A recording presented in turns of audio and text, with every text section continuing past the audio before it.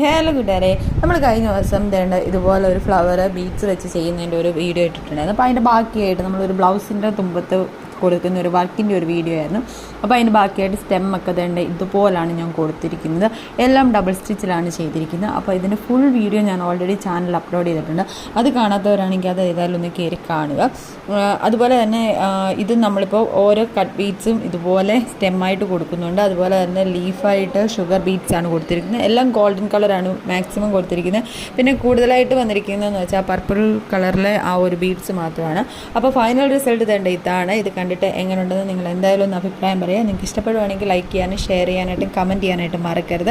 അതുപോലെ തന്നെ നിങ്ങൾ ഫുൾ വീഡിയോ കണ്ടിട്ടില്ലെന്നുണ്ടെങ്കിൽ അതും കൂടെ ഒന്ന് കയറി കാണുക. അതിൻ്റെ അത് ഡീറ്റെയിൽ ആയിട്ട് തന്നെ എങ്ങനെയാണ് ചെയ്യുന്നതെന്നുള്ളത് പറയുന്നുണ്ട്.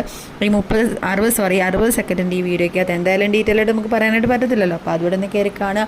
എങ്ങനെയുണ്ട് നമ്മൾ നോർമൽ നീഡിൽ ചെയ്ത് ഈ ഒരു വർക്ക്.